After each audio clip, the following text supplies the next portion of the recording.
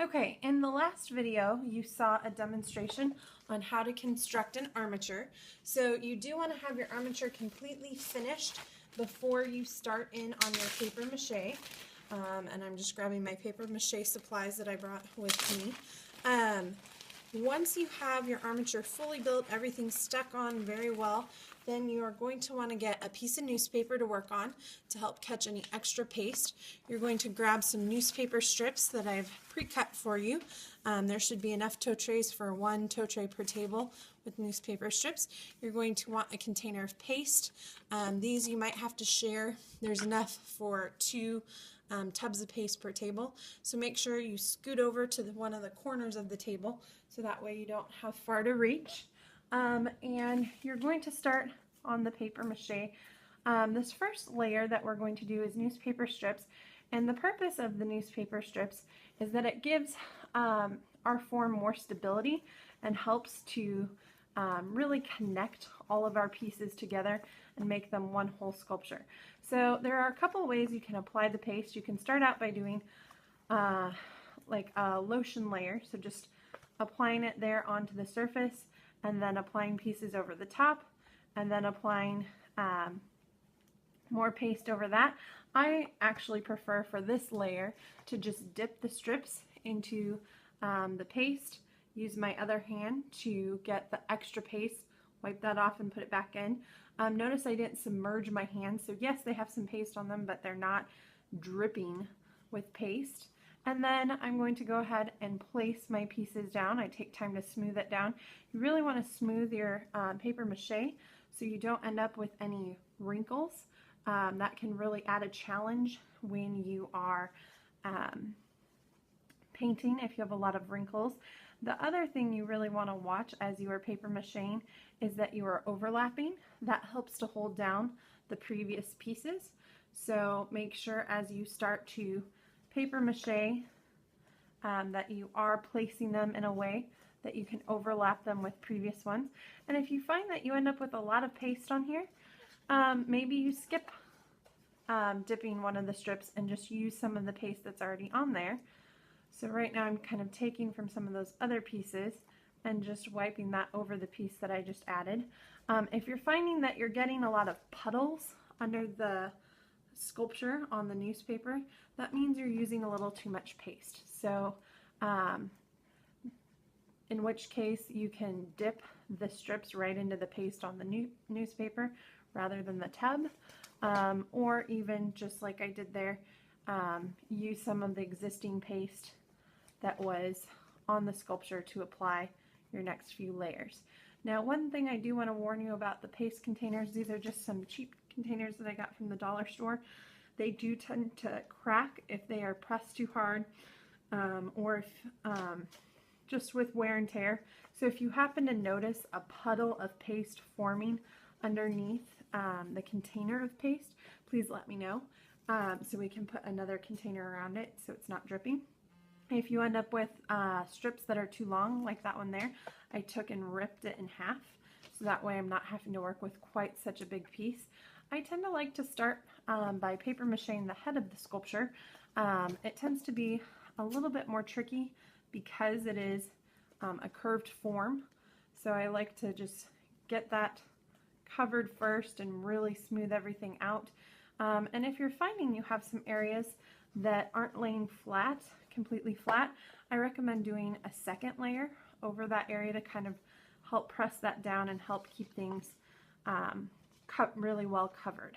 So I'm just going to continue to work here, and you can kind of see my approach to paper macheing.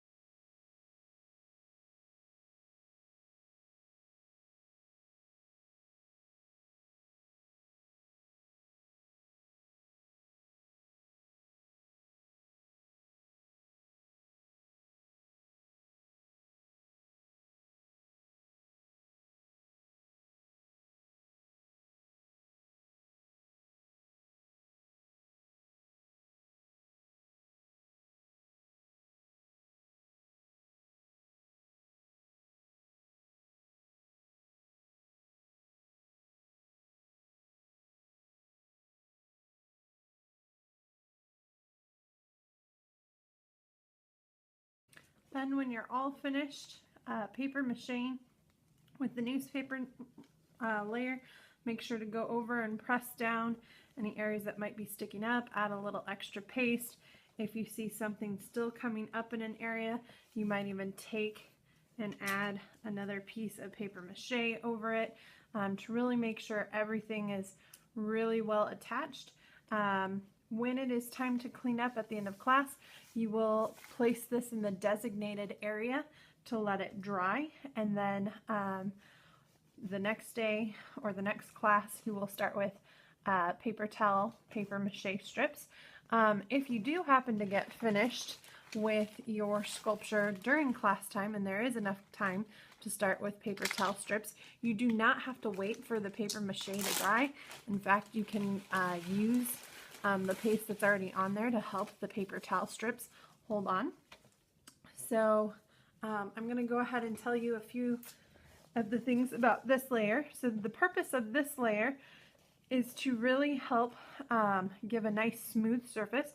You will notice that this one ends up a lot more smooth than the newspaper layer. You do want to really watch for wrinkles as you're applying this layer. This layer will be the final layer, and this will be the layer that we paint over. It gives it a nice solid color, so we're not having to compete with the colors of the newspaper when we paint. And again, this goes on very similarly to the newspaper layer.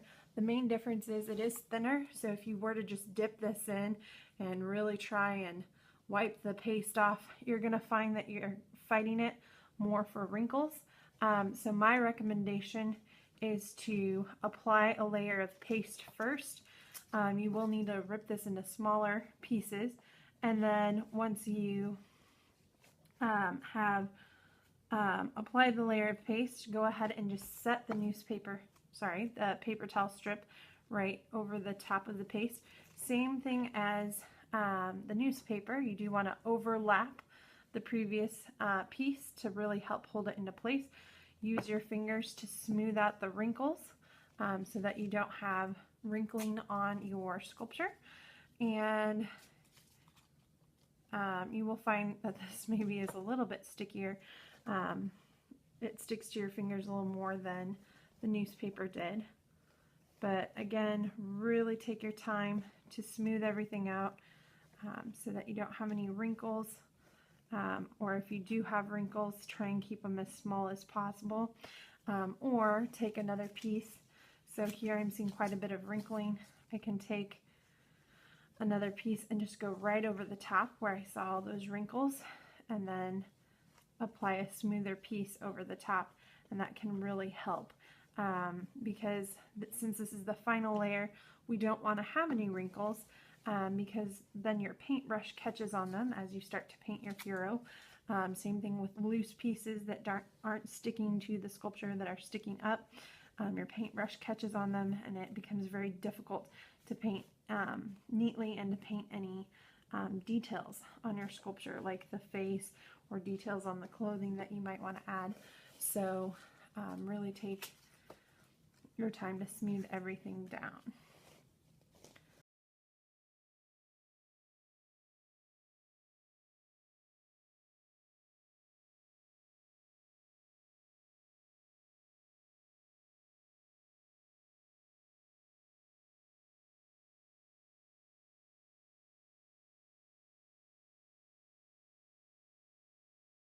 Oh, as you're working, really try and finish up with whatever layer you're on by the end of that day, because you can't move on to the next step of painting until your paper mache is dry, and it usually takes several hours for the paper mache to dry. You can speed it up a little bit by using a hairdryer, but sometimes even then you're wasting more time as you are trying to dry it, because it can take a while for it to dry. So that's why I always say really aim to get it done by the end of class, the day that you're near finishing. So if you have a little bit to go, try and pick up your speed, keep an eye on the clock and get it done. So then that way the next day you can move on. However, sometimes you will find when you come back in the next day after things have dried, there's a piece here or there sticking up, or a piece that's really wrinkled that you want to touch up. You can do that, but then just keep in mind it puts you back a day, because you have to wait for that area to dry before you can start painting on your hero.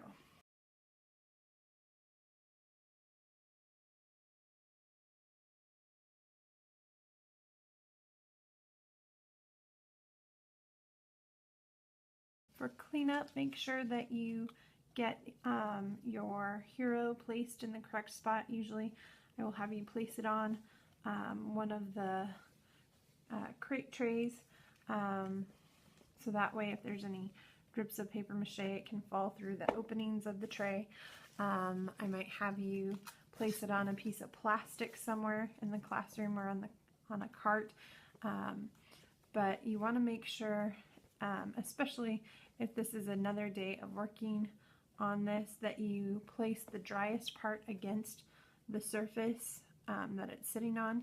So for example, I might choose to have it dry something like this, because that way it allows air circulation on both sides of the hero, and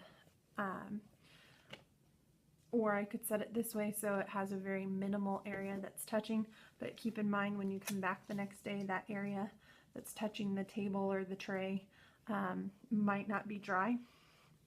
So you'll just have to take that into account when you start to paint, not to add paint in that area until that area is completely dry. Then also during cleanup, you'll want to make sure you get your lid completely on the paste, and return your paste to the correct location. Usually it's on the table over by the sink, and you'll want to make sure that any extra strips, please don't throw them away. Please return them to the tote tray so someone else can use those. And then your newspaper that you've been working on will be pretty gross, so make sure to throw away the newspaper that you've been working on. Don't try and save it. Please do not put your heroes in your locker, your art locker. You'll find that it doesn't get enough air circulation in there. There's lots of different materials in there that we just don't want them to stick and dry to. When you put it away, make sure that your hero is not touching another hero, so we don't end up with Siamese heroes that are attached together that we don't have to rip apart. So really make sure that you are paying attention when you put it on the paper to dry, that you're leaving enough space in between the heroes, so that way it doesn't affect someone else's project as well.